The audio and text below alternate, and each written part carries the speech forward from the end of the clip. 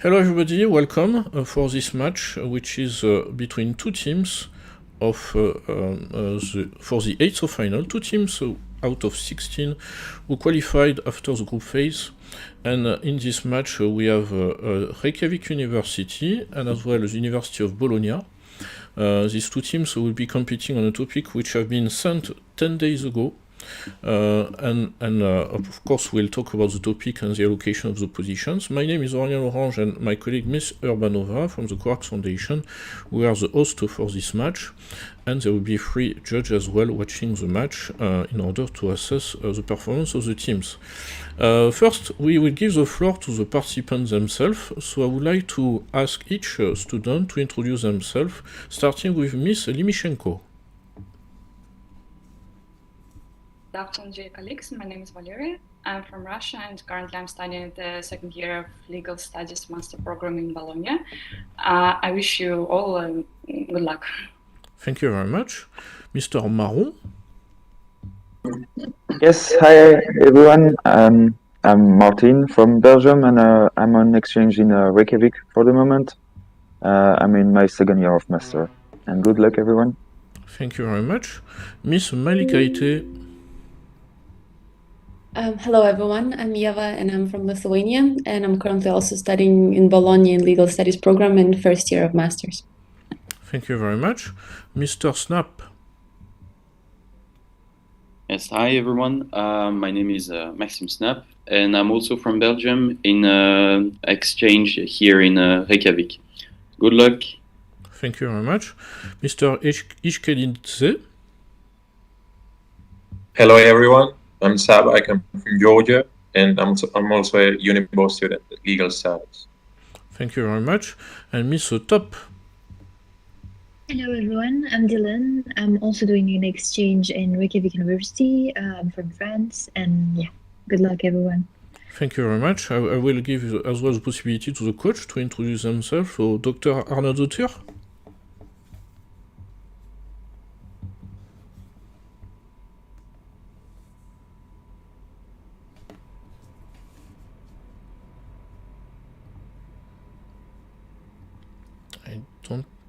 Yes. It might be muted at this moment.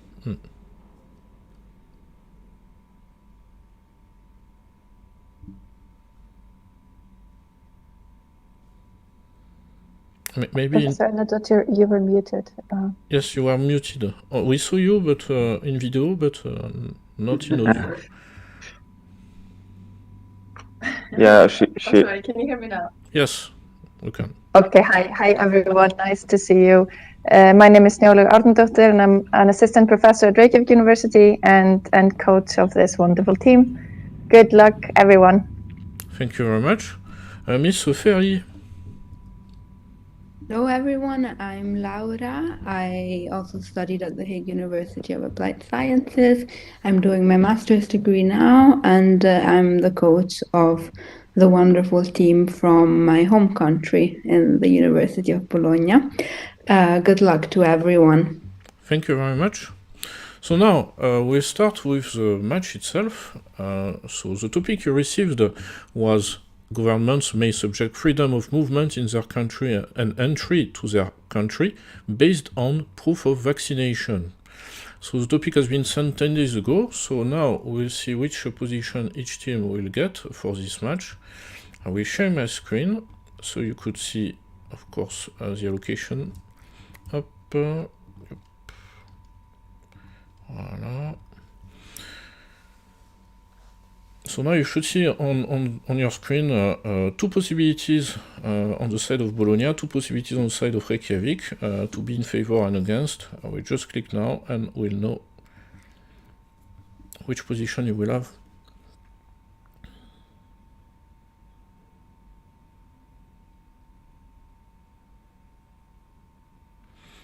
So for this match, the University of Bologna will be in favor, so it means Bologna will be starting as well with the opening statement, and as a consequence, Reykjavik University will be against the motion. So to clarify for both teams, before the 5 minutes, Bologna will be defending the position of governments may subject freedom of movement in their country and entry out of the country based on proofs of vaccination, and Reykjavik would be defining the position governments may not subject the freedom of movement in their country based on the proof of vaccination. So my colleague will share now the 5 minutes countdown, and you can close, of course, your audio and video to review your notes and arguments, and after we'll start with the pro position. Once the match is in place, 30 seconds will be notified with the placard, and when your time is up, you'll see a second notification. Yes. Best of luck. Yep.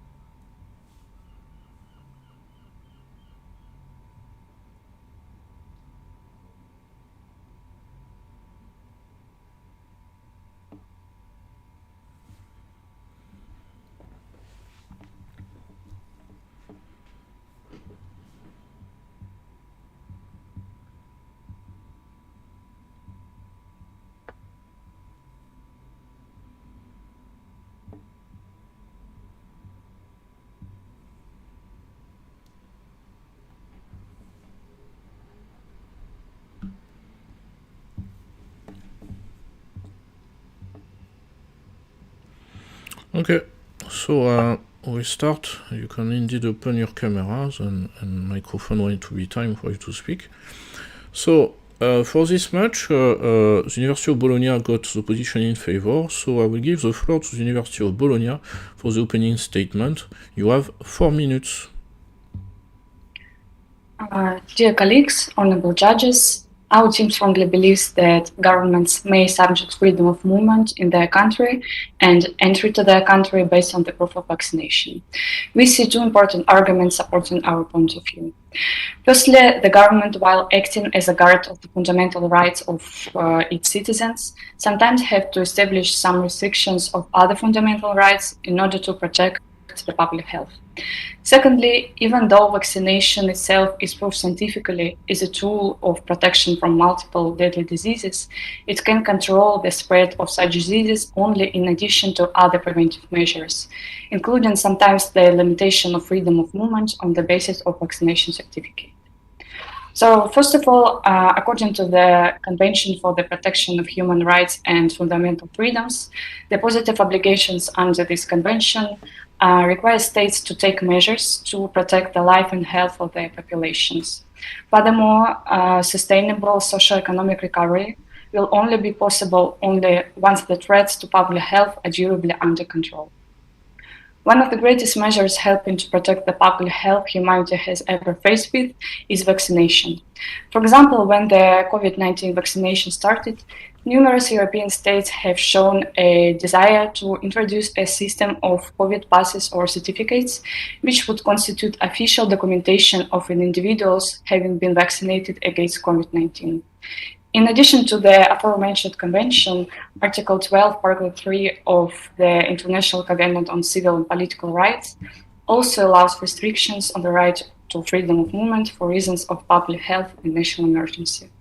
Furthermore, the Syracuse Principles, adopted by the United Nations Economic and Social Council in 1984, and the United Nations Human Rights Committee General Comments on States of Emergency and Freedom of Movement, also provide authoritative guidance on government responsive that restrictive human rights for reason of public health or national emergency.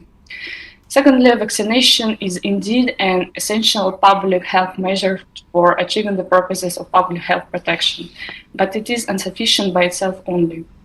Certification of vaccination status has legitimate and valuable medical uses. The use of COVID passes to allow the resumption of enjoyment of certain rights and freedoms by partially lifting restriction is fraught with legal and human rights complications, and above all depend on a high degree of certainty about medical risks. However, the vaccination alone is not enough to protect communities against COVID-19, at least not until there is a strong global herd immunity. For example, one of the studies conducted in the United Kingdom showed that if the government had opted to make COVID passes mandatory for crowded indoor and mass attendance settings in England after the lifting of final restrictions earlier, this measure could have reduced cases and deaths from COVID by as much as 30%. That is why the introduction of the system which makes the proof of vaccination obligatory is the best way of preventing another lockdown, which, to be honest, also puts the freedom of movement to the risk, but at a much higher cost. However, any measures taken to protect the population that limit people's rights and freedoms must be lawful, necessary, and proportionate. Taking into account all this, our team wants to highlight the importance of the use of proof of vaccination as a tool of limitation of the freedom of movement, which, used in the most proportionate way, is one of the most important instruments helping to protect the right to health and life of the state's population. Thank you. Thank you very much. So now we'd like to give the floor as well for the opening statement to Reykjavik University. You have 4 minutes. Good afternoon, dear judges, dear colleagues from Italy. I'm going here to demonstrate, together with my colleagues Martin Marron and Maxime Snap, that countries cannot subject freedom of movement in their country and entry to their territory based on proof of vaccination. First, I will argue that freedom of movement is a fundamental right that should not be suspended due to COVID. Second, I will emphasize the fact that the right to private life, protected by the Article 8 of the European Convention of Human Rights, entails a right to choose whether or not you accept a vaccination. My colleagues will then argue that there is no public emergency threatening the life of the nation, and therefore the requirements of a possible derogation to the right of entry to the territory are not met, and the non-proportionality of such measures. Article 2 of the Additional Protocol to the ECHR clearly emphasizes that the right of movement is protected. And in particular, paragraph 3 of this article emphasizes that the exercise of these rights may not be subject to restrictions other than those provided by the law and which constitute measures necessary for national security. This right of movement is extremely important and can therefore be found in many international instruments, like the Article 12 of the International Covenant on Civil and Political Rights. It is a right of a general and absolute nature which cannot be derogated from. It is therefore inconceivable that such a right, which is protected both in national constitution and international law, should be restricted and above all, subject to proof of vaccination. Giving countries the right to restrict this right would therefore be contrary to these international conventions and would therefore undermine the absolute right to enter a country. My colleagues have talked about the fact that this measure is necessary and proportionate, but there are many countries that have had better results without this restriction and only with quarantine and mandatory negative testing. And therein lies the question: why refuse entry to the territory when there are much more proportionate measures and more adapted to the situation? Even if these restrictive measures were only temporary, the fact that countries have come to the point of restricting an absolute right is aberrant. This refusal to enter the territory is clearly disproportionate and illegitimate when we see that there are measures much more proportionate and much less restrictive of freedom. In fact, when we look at figures, for example, in New Zealand, the country obtained better results even in the first months of the pandemic by simply implementing nationwide tests and much more effective sanitary measures and not restricting entry in its territory. On the other hand, it's also necessary to underline that the fact of subjecting the entry on a territory to a certificate of vaccination undermines Article 8 of the ECHR on the respect of private life. Indeed, this right to privacy is also a fundamental right that gives people the choice to be vaccinated or not. But what must be underlined here is that countries give an illusion of this choice. Indeed, vaccination is not compulsory, but the right to move in the country is. And therefore, the right to enter the territory is subject to the condition of proof of vaccination, which clearly goes against this Article 8. Thank you for your attention. I shall now pass the speaking to my colleagues from the University of Bologna. Thank you very much. So we move indeed to the first round of rebuttals. So I would like to give the floor to the University of Bologna for the first rebuttal. You have 2 minutes. Dear colleagues, honorable judges, we believe that the interpretation of freedom of movement and the right to privacy provided by the opposing team is a wrong interpretation. And we believe this because they try to imagine the right to privacy and freedom of movement as a quasi-absolute right, which is not the case. And they didn't mention paragraph 3 in its entirety, paragraph 3 of Article 2, Protocol number 4 of the European Convention on Human Rights, which clearly states that those rights may indeed be restricted if there is a public health emergency or if there are issues with regards to public health. And with regards to this, and this also applies to Article 8, which is the right to privacy, that during these kind of emergencies, or rather when it comes to vaccination, states, according to the ECHR judgment, Wawrzycka judgment in particular, they enjoyed a wide margin of appreciation. So and this is for the reason that states usually are in better position to decide whether there is a social need to impose these kinds of restrictions. Therefore, dear colleagues, for this reason and for this overall consideration of wide margin of appreciation makes us believe that it is completely legal and completely possible to provide the governments with the possibilities to impose the restrictions on the freedom of movement with the help of proof of vaccination. Thank you. Thank you very much. So now we move to, as well for the first round of rebuttals, to Reykjavik University. You have 2 minutes. Okay. So, dear judges, dear opposing team, it is my pleasure to appear in front of you all for this match. I will firstly address Bologna's position. Indeed, we think that the end doesn't justify the means, and therefore the states must strictly comply with national and international law, whatever the exceptional circumstances. Also, this unfortunately proved to not be 100% effective. Furthermore, we are aware of Article 15 of ECHR, but it cannot contravene with Article 53 of the same convention. Indeed, if it states that rights provided in national law can't be contravened by the ones contained in ECHR. Therefore, we are wondering why countries like Belgium or France could take such measure. Indeed, the Belgian constitution expressly provides that the so-called state of emergency is forbidden, and the French law on the topic has no solid constitutional basis, which makes its legality contestable. We then estimate that in Kazoo, Article 53 ECHR is being violated. Moreover, even if it was not violated, can we say that the proportionality test is respected by such measure? We doubt it. This pursues a goal that can be perceived as necessary in a democratic society, but it's also disproportionate, as it asks people to get a vaccine for which they don't know about its effectiveness or its potential side effects.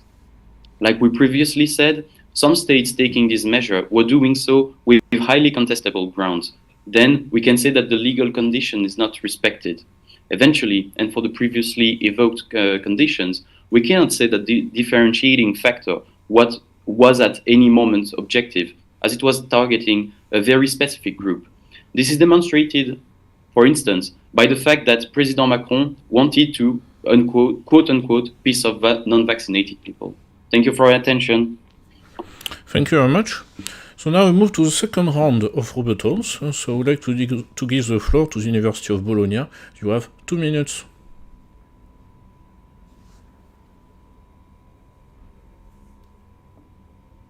Dear colleagues, honorable judges, the opposing team again stressed on the point that this kind of restriction cannot satisfy the requirements of the tests developed by the ECHR case law, and in particular the test of necessity and proportionality. However, we again strongly believe that this is clearly not the case, because in the Wawrzycka judgment, the ECHR deemed it appropriate to say that there was really a necessity of public health when the vaccination numbers in children were declining. Therefore, this again applies to the current case, which is that when there are no high numbers of vaccination and we want to increase these high numbers, it can be deemed as a necessary measure to restrict certain freedoms and freedom of movement in this case. And when it comes to the proportionality test, we again believe that the restriction of freedom of movement is proportionate in as much as the opposing team argued, there is a clear uncertainty among states how to deal with the issue. So when there is this kind of uncertainty, again, according to the ECHR case law, states, as I previously mentioned, are able to use their wide margin of appreciation. Therefore, considering this margin, we believe that the governments should have this possibility, and this possibility may be in complete compliance with the proportionality principle enshrined in the European Convention of Human Rights, as well as developed by the ECHR. Thank you. Thank you very much. So now, still in the second round of rebuttals, I would like to give the floor to Reykjavik University. You have 2 minutes. Thank you. Dear judges, dear colleagues from Italy, I would like to respond to the point just made by my colleague from the University of Bologna, suggesting that the test of proportionality and the test of necessity are satisfied. Unfortunately, the reality is completely different. The fact is that relying on proof of vaccination to enjoy these fundamental rights, these fundamental freedoms, is simply unjustified in terms of time, and this for 2 reasons. Let me explain myself. First, the criterion of emergency on which such a measure is based is no longer up to date. Indeed, all governments are declaring their exit from it, one after the other. To name a few, Brazil left it a few weeks ago, and Montreal will do the same next week.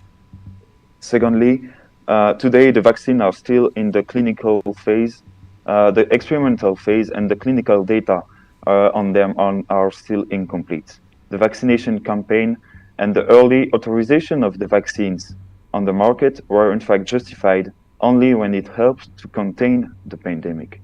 In other words, the University of Bologna's proposal accomplishes the exploit of coming both too early and too late.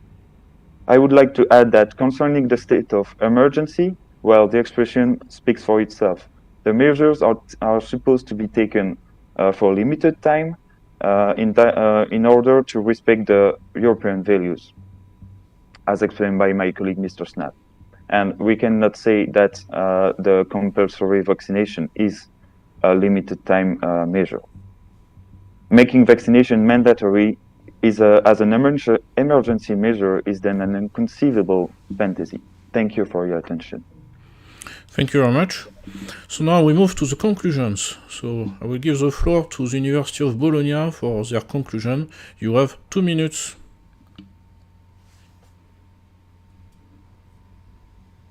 Dear judges, dear colleagues, today we've been discussing the topic whether governments may subject freedom of movement in their country and entry to their country based on proof of vaccination.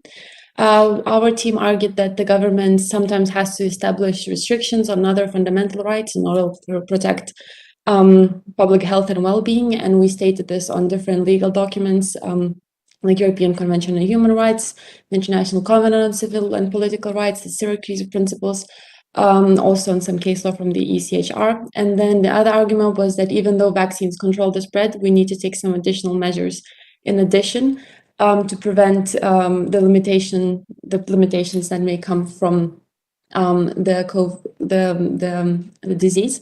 Our opposing team argued that the states must strictly comply with the national and international law, that ends don't justify the means, and that the vaccines are not necessarily fully effective.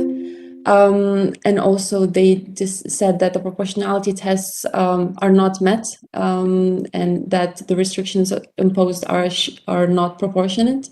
However, we stay strong on our position that in the case of, for example, COVID, the vaccines and the restriction of movement and vaccines have been shown to be effective. We have several cases in Europe, like, for example, the Czech Republic have announced that.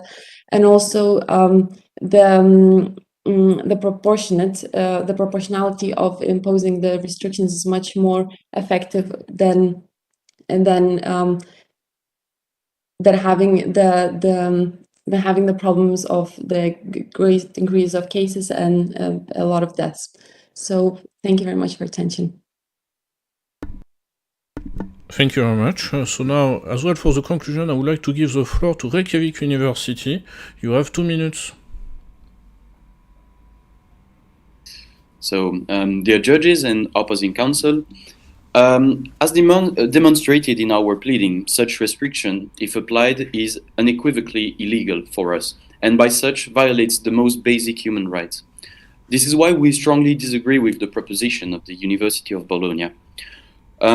With that being said, and regarding our different arguments, namely that the right to enter its own territory is absolute and as provided in international conventions, as well as diverse, less restrictive alternatives exist used by and are used by diverse countries, like strict quarantine or tests, as developed by Ms. Top in her opening statement.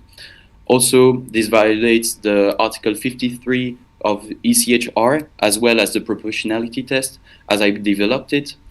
And the absence of public emergency doesn't justify any longer such measures, like remanded by a recent report from the Council of Europe because of its inconsistency with European values, as developed by Mr. Marron. Eventually, and regarding the different counter-arguments we raised along with Mr. Marron, that completed our position, the Reykjavik University team respectfully asks the judges to hold in favor of its argument. Thank you all again for your attention. Thank you very much. So the debate is over now. So from this moment, you are not anymore under evaluation. So we'll be able to ask you for your impressions and as well to the coach concerning this match. So I would like to already give the floor to Ms. Nimichenko. What did you think about this match, your team, your performance, and as well the other team?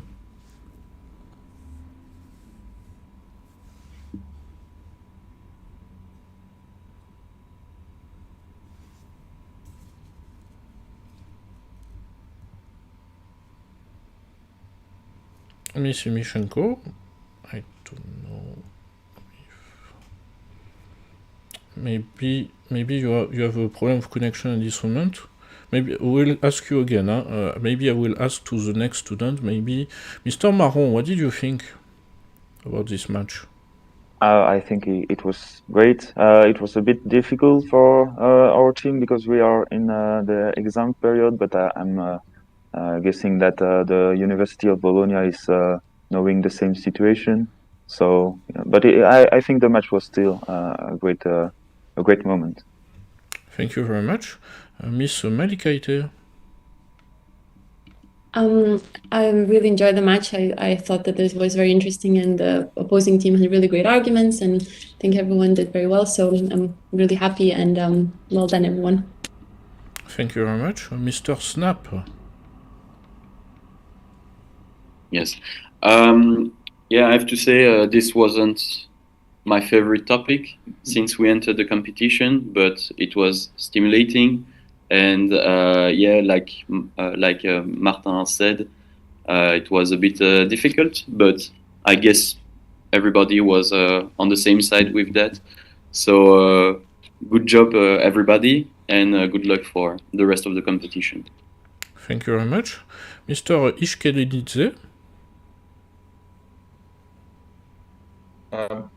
Yeah, I agree. It was a very competitive match and interesting exchange of arguments. So I'm very glad, and this was a interesting debate for me. And thanks for this to the team from Reykjavik. And yeah, wish you success. Thank you very much, Miss Top. Yes. Yeah, I'm not going to be very original. Just repeated what everyone said. It was really interesting. And like I always say, it's so interesting to see like what we do research. Like we always wonder what are going to be their arguments. And it's so interesting to like rebut and see their arguments. So yeah, well done, everyone. Thank you very much. Miss Mishenko, can you hear us? Something is going on with her connection. She just texted us. Okay. We'll ask first the coach and after we'll come back again. Yes, Dr. Arnaud-Thier, what did you think about the match?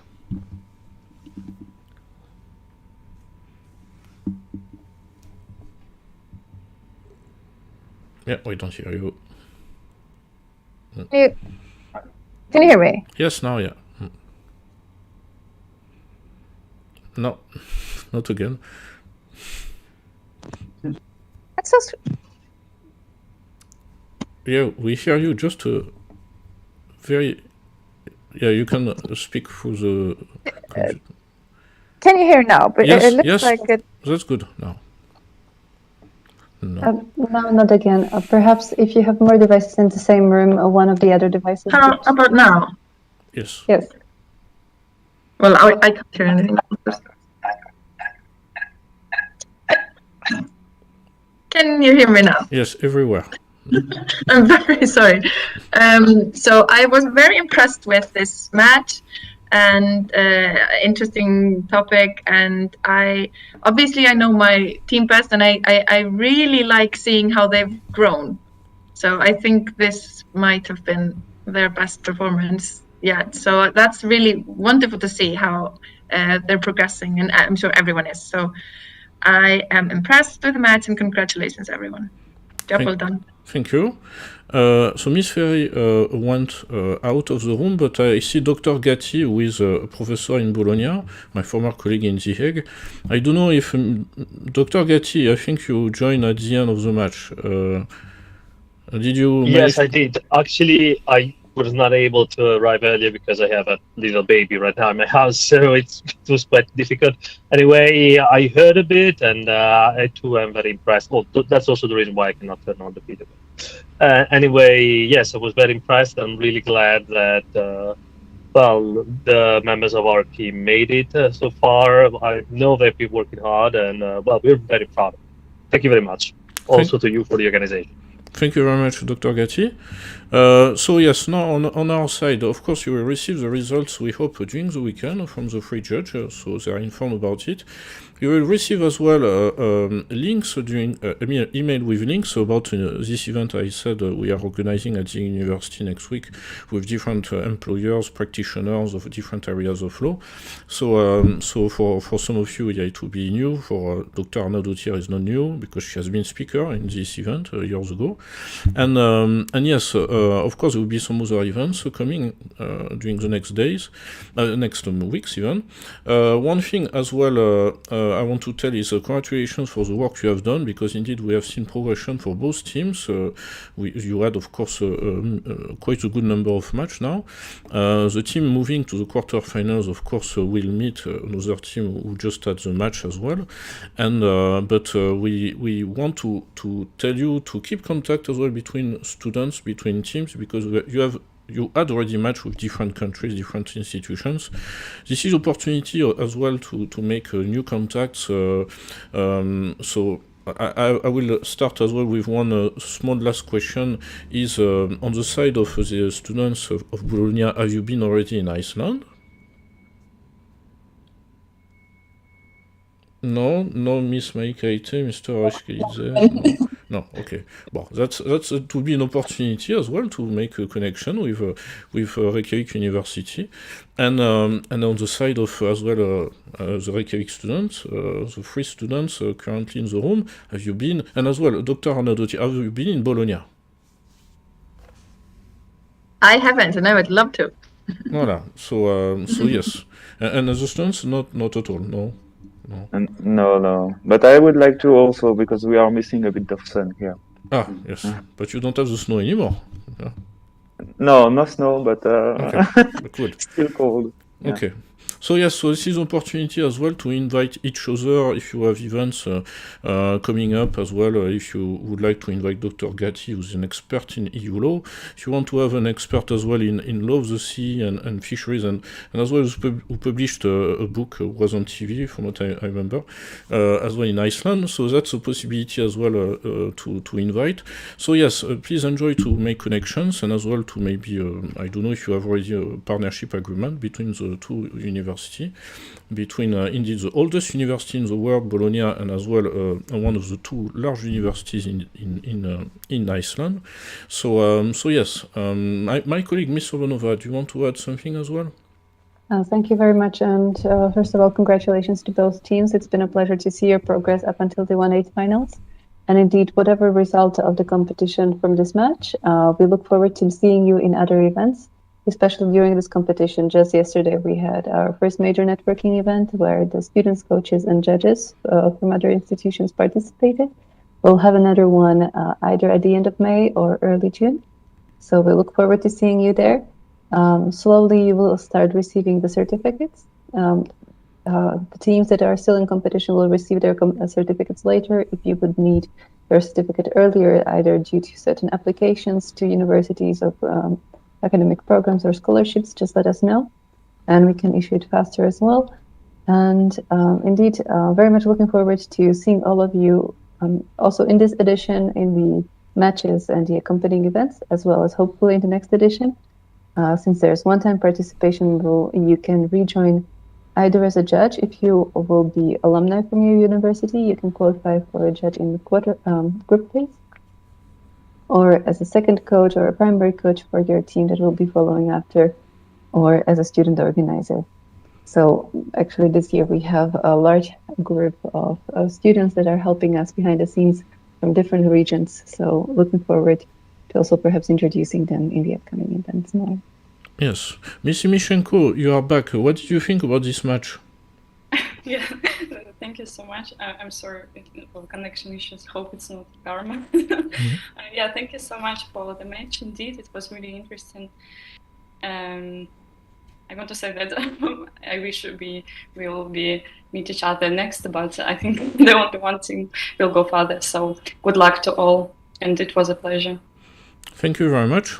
I want to finish in saying as well the coach will receive all of them a certificate. Because it's time you spend, of course, as well on preparing the students. And so yes, at the same time, on the students you receive as well a certificate, and the judge will receive a certificate as well. So yes, on my side, I have nothing else to add. Congratulations again, and you will know the result during the weekend, possibly, or on Monday, for example. So thanks again, and see you soon in Reykjavik and in Bologna. And yes, we keep in touch. Bye-bye. Bye. Bye.